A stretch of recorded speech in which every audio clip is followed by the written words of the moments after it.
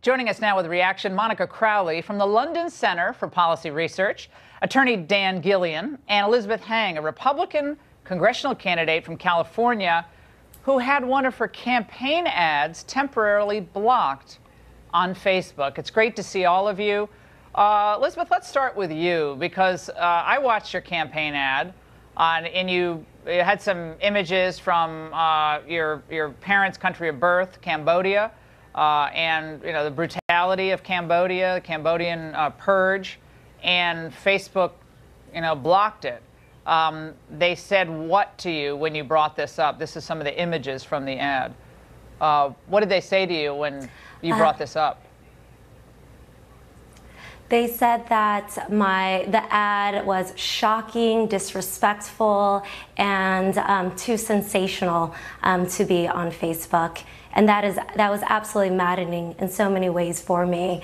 When I decided to run for Congress, I got into the race because part of my message was that great things can come from great adversity.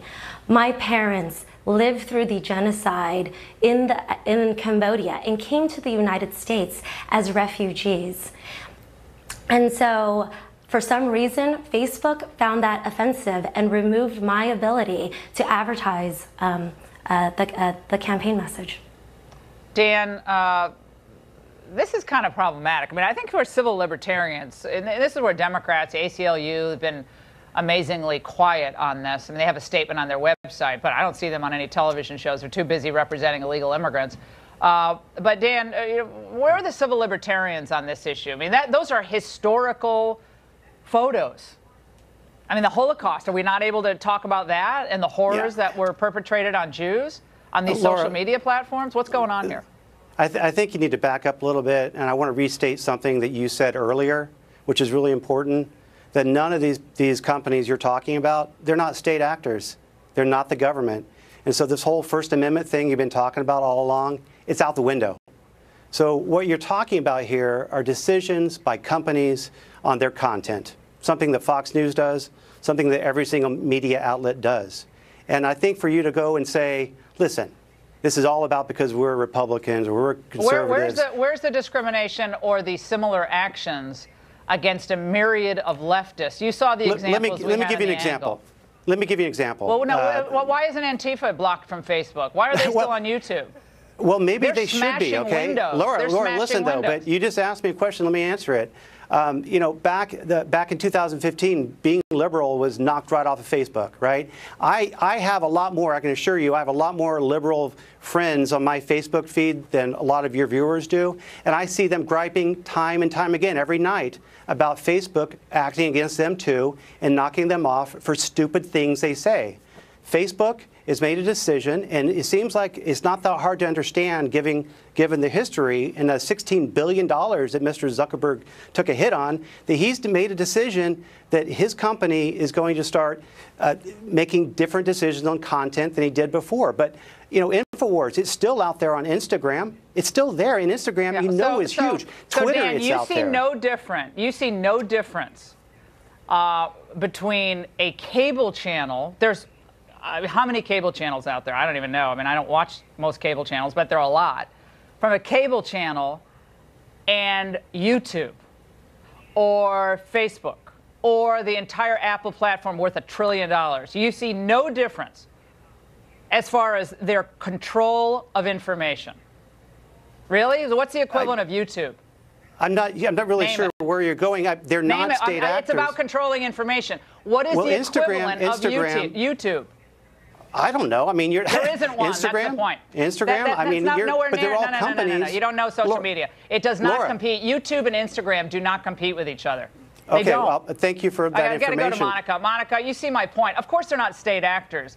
My point is when you have an overwhelmingly left-wing directorate, employees, 100% of all Twitter employees, for instance, in 2014, contributed to Democratic causes. That's not a conservative website piece.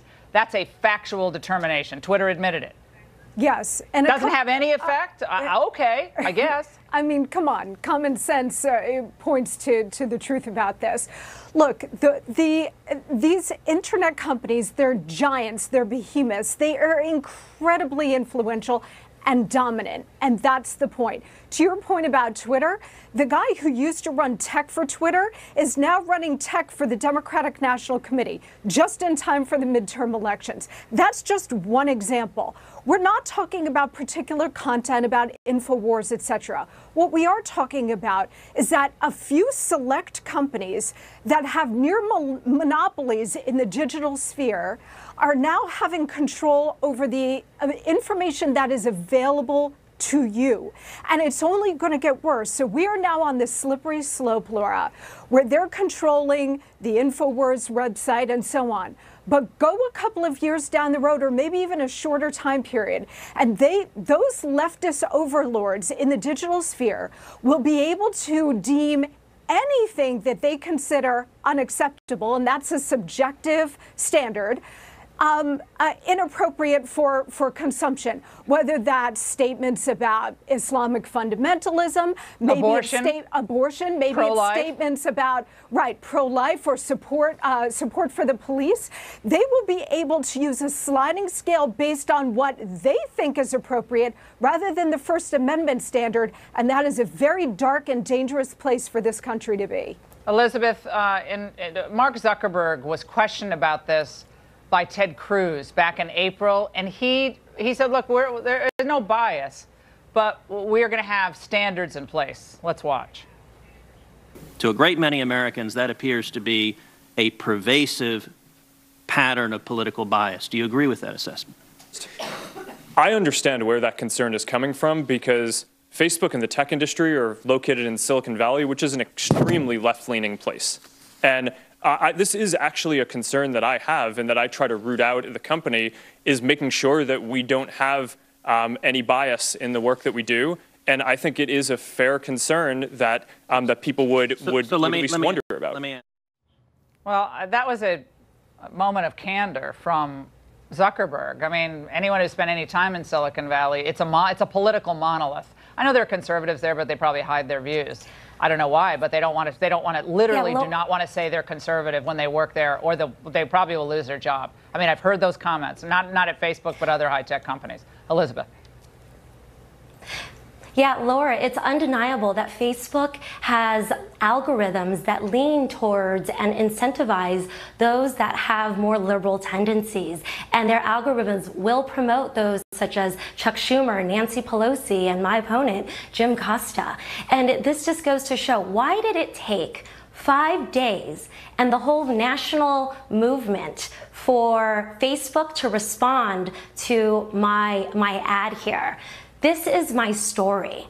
This is the story in which I told that I'm assuming, had concerns with in the beginning of it, where it showed glimpses of genocide. Those were just photos. So, Elizabeth, you think you're being targeted through this. Elizabeth, do you think you're being targeted as an Asian conservative candidate in liberal California because you represent a dangerous possibility for the left? Is that what you're saying? Yeah, we constantly see this time and time again with conservatives that from these tech giants, that the algorithms that are in place do not support conservative ideologies. It is so, but the important part about all of this is that it is so incredibly important for platforms such as Facebook, who claim to be sort of the online community space, to have diverse political thoughts on there. Time and time again, we see that this is not the case. More speech is better for everybody. Dan, go ahead. There's an Ipsos poll today. 43% of Republicans support Trump's idea of shutting down media outlets that don't behave. So this goes both ways, and this is not a Republican versus a Democrat issue. I mean, I believe that you mentioned the ACLU. I know the ACLU really does not like any sort of infringement on anything that's speech related. Yeah. Well, Where are they? We got to get Monica. They're nowhere. They're nowhere. They're focusing on illegal immigration and partisan issues. Monica, real quick, we got 30 seconds. Yeah, I mean, I really feel for Elizabeth because she's trying to tell the story of her family, which is the American dream. And, you know, these tech giants are trying to crush that message, which is particularly appalling. Yeah. But as Elizabeth points out, they've got these algorithms. They're clearly set in a certain direction. But then they'll say, well, then we've got a next barrier of humans, actual human beings, who are trying to review these artificial intelligence decisions and make sure there's no bias. But all of those people are on the left. Now, they're on the left. And by the way, Jack Dorsey of Twitter today, late tonight, said that Alex Jones didn't violate their policy. So Twitter, so far, seems to be the best of all.